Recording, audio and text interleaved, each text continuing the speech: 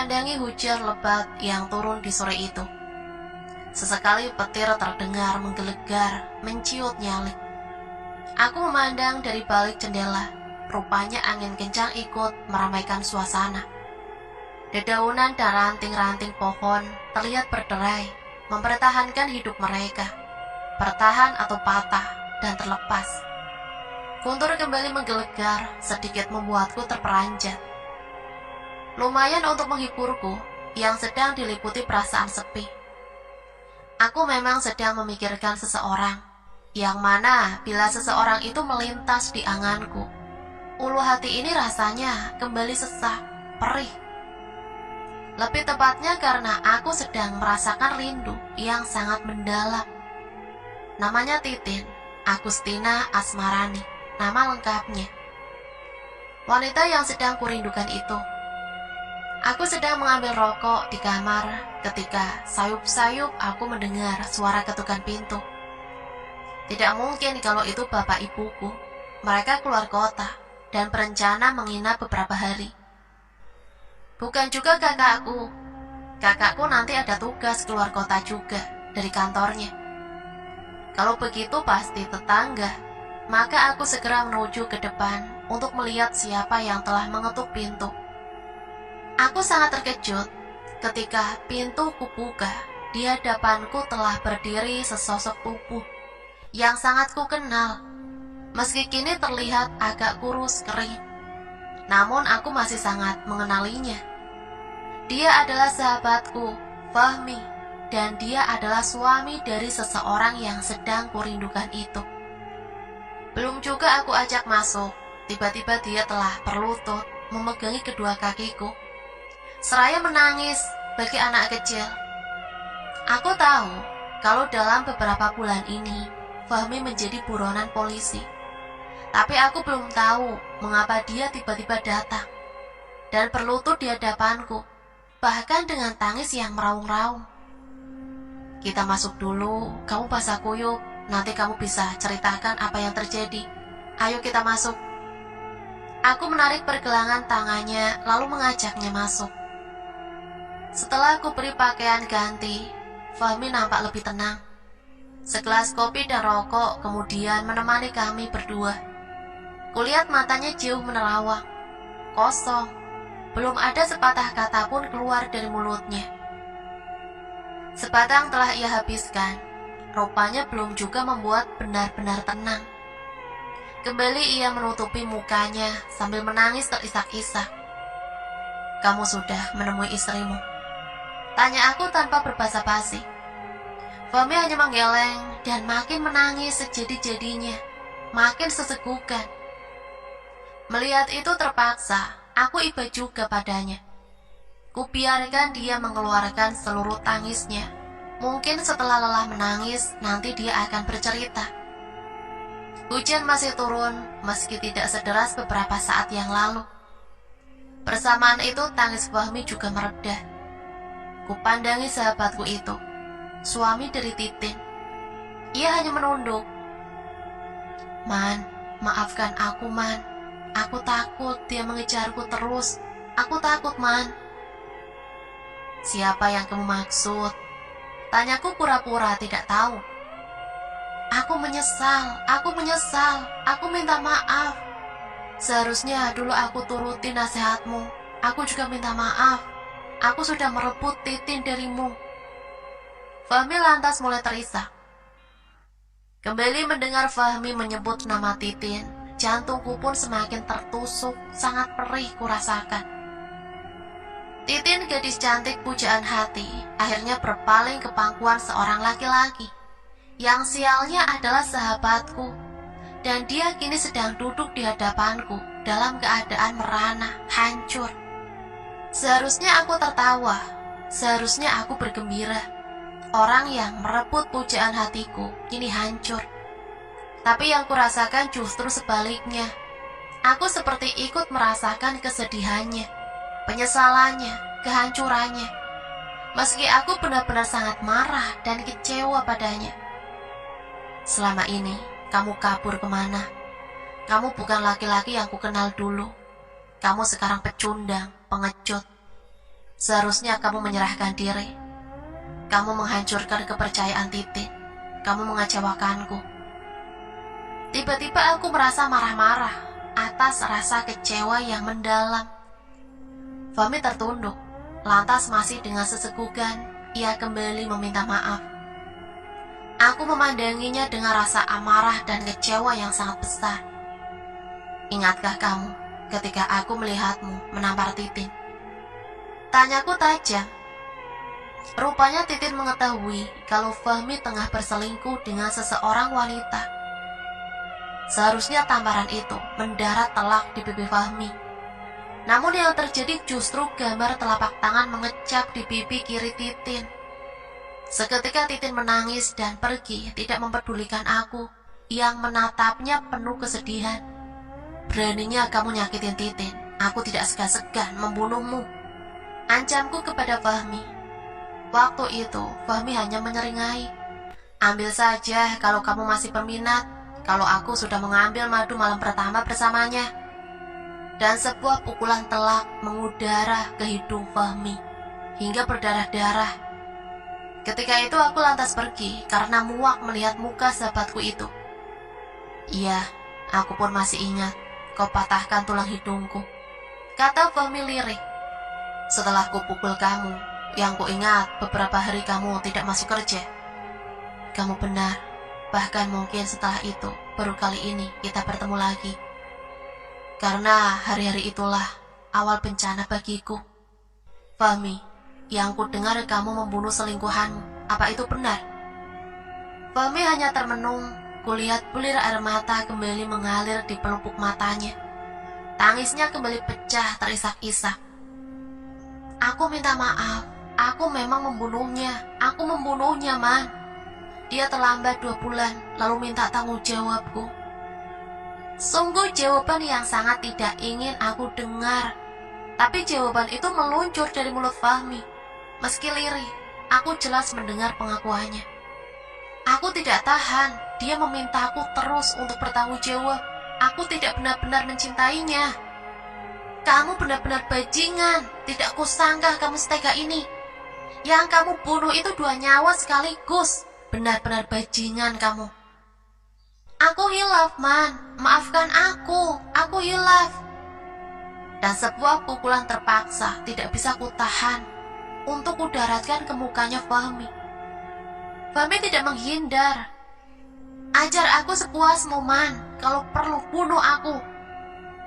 Mudah sekali kamu minta mati.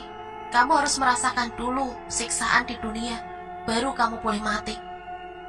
Bagaimana kamu bunuh selingkuhanmu itu? Aku harap kelak, kalau Tuhan mengampunimu, kamu pun akan mati dengan cara yang sama. Justru itulah, malam setelah kejadian itu, dia selalu menghantuiku, meski aku berpindah-pindah tempat. Kemanapun aku pergi, dia terus mengikutiku. Secangkir kopi panas kembali kubuatkan untuk Fahmi. Sengaja kubuatkan agar dia bisa lebih tenang, kemudian bercerita lebih detail. Aku belum paham betul apa yang terjadi. Yang ku tahu Fahmi telah membunuh selingkuhannya, apalagi dalam keadaan hamil. Baiklah, sekarang kamu ceritakan secara detail apa yang terjadi. Sebatang rokok kembali menyala di sela jariku sembari menunggu Fahmi mulai bercerita. Fahmi menghela nafas, sesegukan. Dia kemudian menceritakan bahwa setahun ia menikah dengan Titin, namun memiliki seorang Titin yang cantik ternyata belum membuatnya merasa bahagia. Dia masih saja menebar pesona, hingga secara kebetulan Fahmi ketemu dengan seorang temannya sewaktu kuliah dulu. Rupanya pertemuan yang sering terjadi menyebabkan benih-benih cinta itu kembali tumbuh subur di hati keduanya. Farida, nama teman kuliah Fahmi, rupanya belum menikah. Entah apa, belum ada yang menarik hati ataukah sibuk mengejar karir. Nyatanya melihat Fahmi yang flamboyan, Farida jatuh hati. Awalnya tidak mengetahui kalau Fahmi sudah menikah. Namun setelah hubungan mereka berjalan sekian waktu, terbongkarlah juga kebohongan Fahmi. Seharusnya hal itu cukup membuat Farida sadar bahwa seorang yang ia cintai adalah seseorang laki-laki yang sudah beristri. Bagaimanapun juga, menjadi perebut lelaki orang adalah perbuatan yang tidak semestinya. Namun api cinta yang terlanjur menyala di hati keduanya memang terlalu susah dipadamkan. Gerbang batas yang menjadi larangan untuk dilakukan itu mereka langgar. Bagi menunggu air laut dalam kehausan, semakin mereka ragu, semakin haus pula mereka rasakan. Pada puncaknya benih-benih cinta terlarang itu menjadi awal petaka baginya. Farida hamil, sedangkan Fahmi sesungguhnya tidak sedikit pun ada niatan bertanggung jawab. Apalagi di rumah ada seorang wanita cantik yang telah ia menangkan dari perebutannya denganku. Di lain pihak, sebenarnya Titin telah mencium gelagat busuk suaminya itu. Namun belum adanya bukti yang kuat membuat Titin tidak bisa berbuat apa-apa. Hingga suatu saat, ketika Titin ingin mencuci pakaian suaminya, ia menemukan segulung sapu tangan. Sebenarnya sapu tangan adalah hal biasa. Yang tidak biasa adalah di dalam gulungan sapu tangan itu terdapat tespek yang menandakan bahwa sang pemiliknya telah positif mengandung. Tidak dapat menahan amarah saat itu juga Titin menyusul suaminya ke kantor. Di sanalah waktu itu aku melihat telapak tangan seorang Fahmi tergambar di pipi Titin, yang pada akhirnya kubuat itu Fahmi berlumuran darah.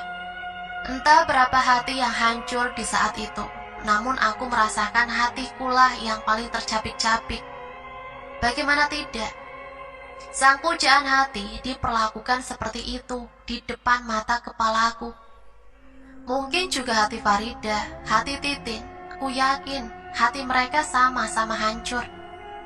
Setiap hari Farida menuntut Fahmi untuk bertanggung jawab.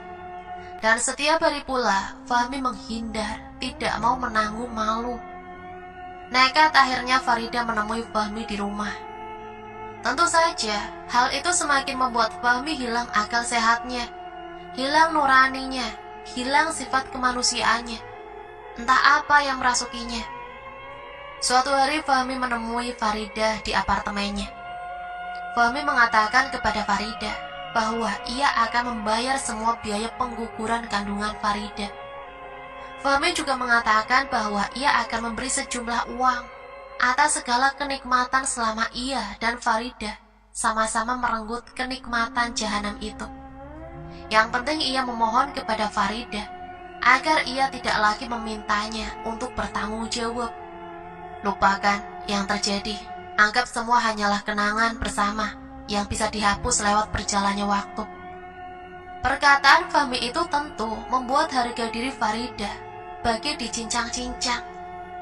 Satu ludahan pun mendarat di muka lelaki itu, di muka Fahmi.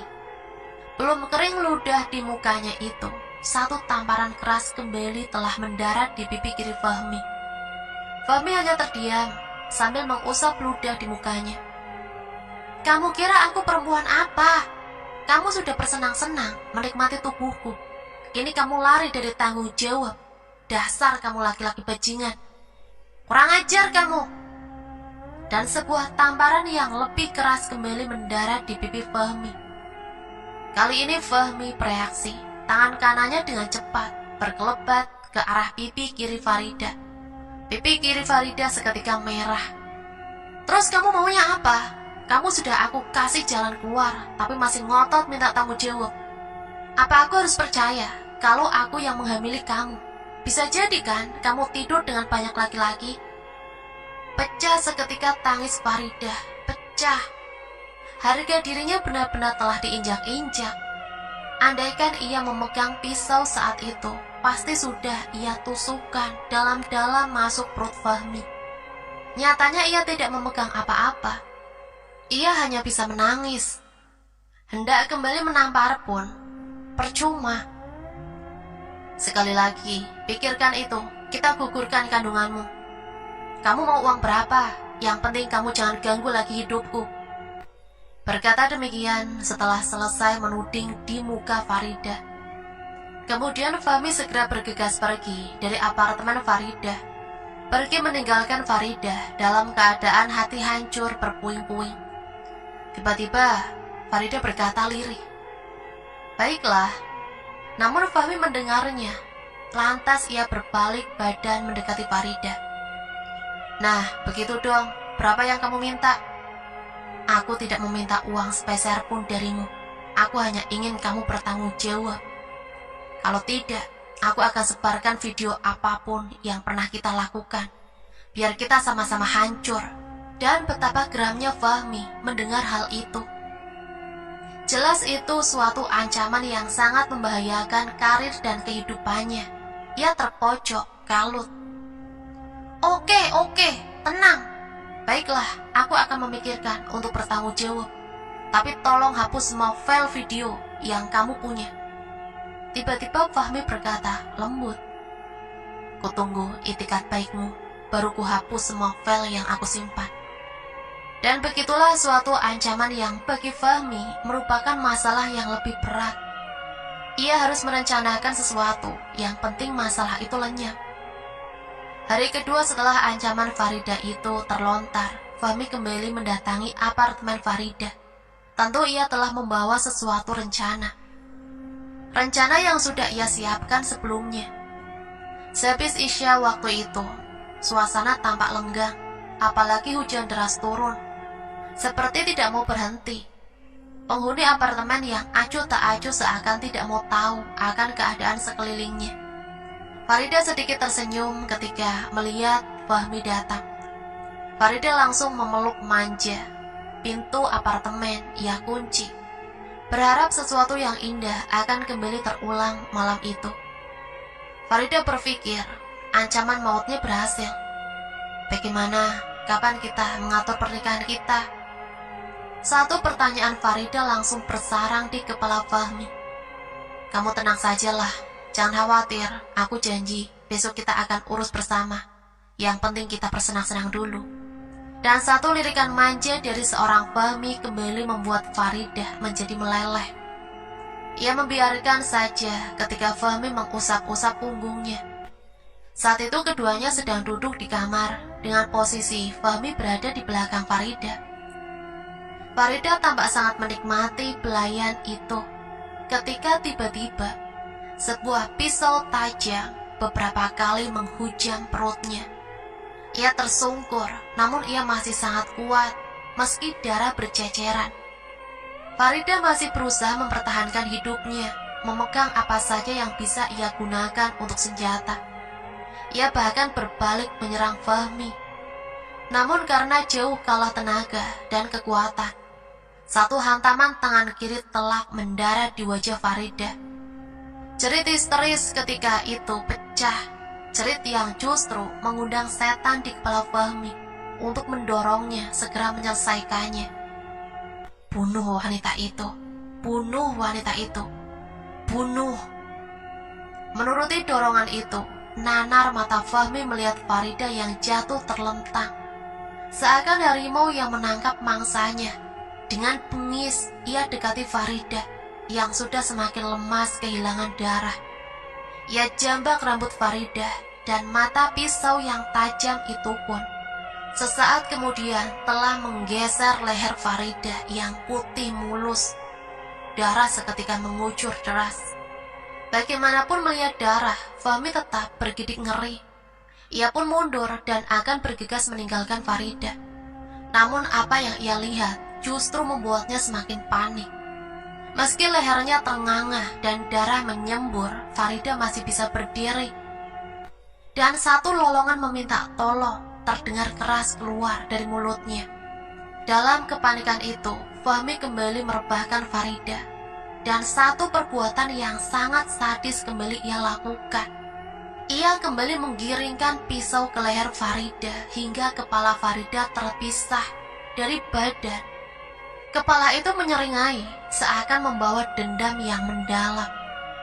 Peristiwa berdarah di malam itu adalah awal hari-hari menyeramkan untuk Fahmi. Pelariannya yang pertama adalah pergi ke Semarang menemui budenya. Ia berharap dapat menenangkan diri di sana. Namun kenyataannya, Detik demi detik ia lalui tanpa sedikit pun rasa tenang. Suatu malam di rumah budenya itu, ketika ia mencoba tidur tanpa dinyana-nyana, sebuah kepala wanita dengan darah masih terlihat basah menggelinding ke arahnya, menyeringai, disusul terkikik lalu menghilang lenyap tak berbekas. Bahkan saat ia tidur, tiba-tiba ia merasa ada sesuatu di dadanya. Saat ia membuka mata, terbelalaklah ia melihat kepala itu telah bertengger. Seketika itu pula penampakan itu lenyap menyisakan debar dan rasa takut, serta kegelisahan yang teramat sangat. Sang Bude sudah menasehati agar Fahmi menyerahkan diri, namun rasanya semua itu mentah. Fahmi pun pamit dan meneruskan pelariannya ke Bekasi menuju rumah adik iparnya, berharap bayangan Farida segera hilang. Yang terjadi adalah sama saja. Begitulah, detik demi detik yang ia lalui merupakan olahraga baginya.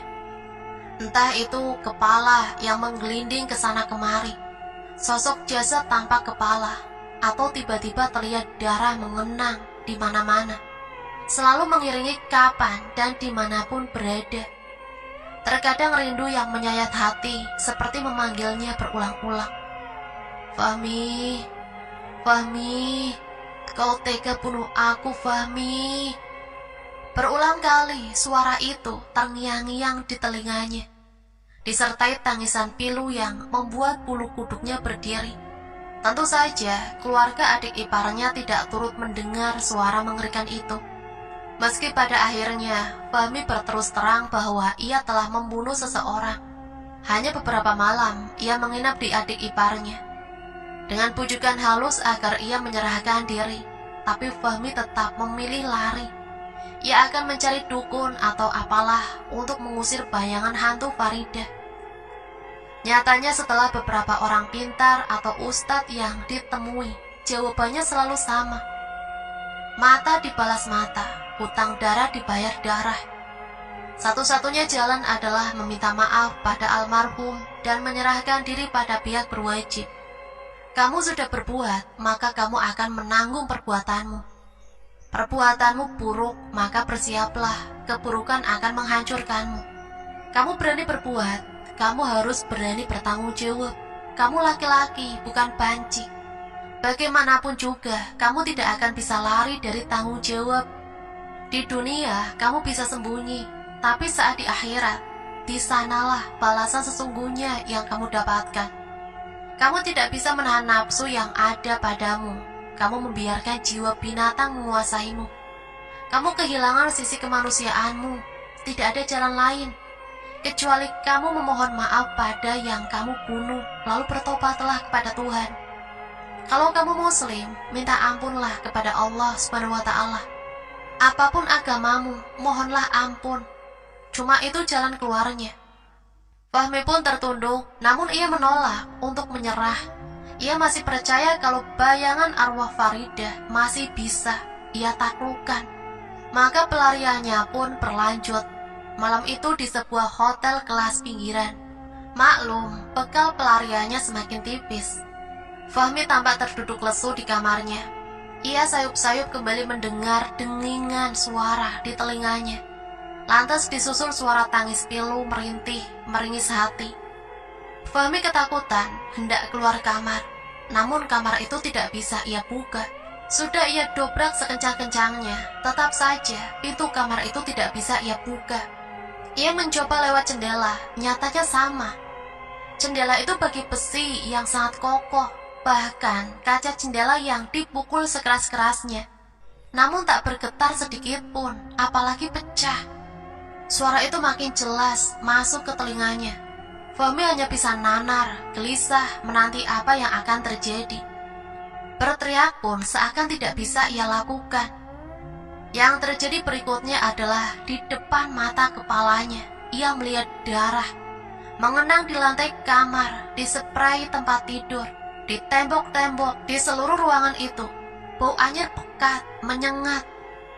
Rasa takut itu makin berlipat ketika sebuah kepala tiba-tiba jatuh, mental, Entah itu dari mana asalnya, yang memberinya siapa. Ada yang pelumuran darah, jantungnya semakin keras berdegup. Ketika dari kamar mandi, samar-samar ia melihat perwujudan seorang wanita, berdiri tegak tanpa kepala, hampir roboh. Saking ketakutannya seketika sekuat tenaga, ia menendang kepala yang berada di depannya, berharap kepala itu terlempar dan terbentur keras. Namun yang terjadi, ia hanya menendang angin. Semua berubah seperti sedia kala. Tidak ada darah yang mengenang, tidak ada kepala menggelinding, tidak tampak Farida yang berdiri tanpa kepala.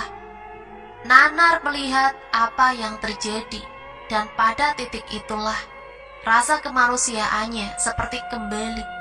Ia berlutut, menjatuhkan diri, bersandar pada pintu, menangis sejadi-jadinya. Ia berkali-kali memohon. Ia teringat bagaimana ia menggunakan pelet untuk mendapatkan Titin. Bagaimana ia kemudian menjerat cinta Farida, madu manisnya. Lalu ia membuangnya bagi bungkus makanan yang tidak terpakai. Ia bukan hanya membunuh Farida, namun ia juga membunuh janin yang berada di dalam kandungannya. Dan pada detik itulah ia bertekad akan menemuiku, sekaligus meminta maaf, dan meminta aku untuk mengantarkannya, mendoakan. Hujan rintik-rintik membasahi bumi. Sesekali petir masih menggelegar. Aku melihat ketulusan Fahmi setelah ia menceritakan pelariannya selama ini. Ia mengakui semua kesalahannya. Ia bertekad menyerahkan diri dan bertobat. Sore itu juga aku akan mengantarkannya pada pihak berwajib. Kantor polisi tidak seberapa jauh dari rumahku. Paling berjarak 100 meter, hanya perlu menyeberang jalan. Maka pelan kami berjalan menyusuri jalanan yang sepi, tanpa ada kata-kata keluar dari mulut kami berdua. Di ujung jalan Fahmi menoleh padaku. Imam, sekali lagi aku mohon maaf padamu. Aku telah merebut Titin darimu. Aku tahu kamu masih mencintainya. Kumohon, ambil dia, bahagiakan dia. Aku mohon, dia tidak pernah sekalipun mencintaiku. Semuanya karena pelet yang kupakai untuk memikat hatinya. Aku telah melepaskan pelet itu. Kumohon, Mam, bahagiakan dia. Dalam hati permohonan itu pasti kukabulkan. Belum sempat kujawab permohonan Fahmi, pada saat yang bersamaan, sebuah minibus melaju kencang dan mengalami ban selip. Karena hujan, aku melihat minibus itu mengarah ke arah kami berdiri. Aku berteriak sambil mencoba menarik lengan Fahmi. Aku yang melihat minibus itu muncul memang berhasil menghindar. Namun tubuh Fahmi tidak kuasa menahan benturan itu. Fahmi terlempar jauh lalu jatuh dengan nyawa sudah terlepas dari badannya. Inna lillahi wa inna ilaihi roji'un. Seketika para polisi yang sedang piket pun berhamburan mengurus jenazah Fahmi. Fahmi sahabatku yang baru saja berniat menyerahkan diri pada detik berikutnya, kini hanya tinggal nama. Beberapa bulan berlalu setelah kejadian itu, aku kembali mencoba menyambung tali kasih dengan Titin. Sudah beberapa kali aku datang ke rumahnya. Ia masih seperti dulu, cantik dan ramah. Hingga pada suatu saat yang kurasa sangat tepat, kukatakan padanya, kalau aku ingin melamarnya. Aku sangat yakin bahwa lamaranku akan diterima. Aku yakin dia masih mencintaiku seperti dulu apa adanya. Kenyataannya justru ia mengatakan, aku bukan Titin yang seperti dulu, lupakan aku saja. Aku harap Mas Imam mencari wanita yang lebih baik dari aku. Aku bukan Titin yang seperti dulu, lupakan aku Mas. Aku pernah mengecewakanmu. Berbagai dalil dan argumen ia katakan, meski aku katakan dengan nama Allah bahwa aku bisa menerima dia apa adanya melalui lembaran baru. Namun ia tidak menerima semua itu. Dengan kembali membawa perasaan hancur, aku pun berpamitan. Hujan deras mengiringi kepergianku. Biarlah hujan turun semakin deras. Dengan begitu tidak akan ada yang tahu bahwa air mata ini akan mengalir sama derasnya. Namun aku tidak akan begitu saja menyerah. Tin, kumohon, mari kita rajut kembali kisah kita. Kita mulai dari awal. Kita buka lembaran baru. Kalau selama ini kamu menangis sedih, kumohon izinkan aku membuatmu menangis bahagia. Jangan sia-siakan orang yang tulus padamu, Tin. Rajut tali kasihmu kembali. Titin pun menoleh ke arah kedua orang tuanya, lalu tersenyum lantas melangkah menembus derasnya hujan, menghampiri dan menggendeng tanganku lalu berbisik lembut. Aku siap jadi makmumu, Mas. Nah, itulah akhir cerita yang bisa Mimin bagikan. Semoga teman-teman semua bisa terhibur ya. Dan semoga kita dapat mengambil pelajaran dalam cerita ini. Ambil sisi positif dan buang jauh-jauh hal negatif di cerita ini. Sampai di sini Mimin pamit undur diri, mohon maaf apabila banyak salah kata. Akhirul kalam, wassalamualaikum warahmatullahi wabarakatuh.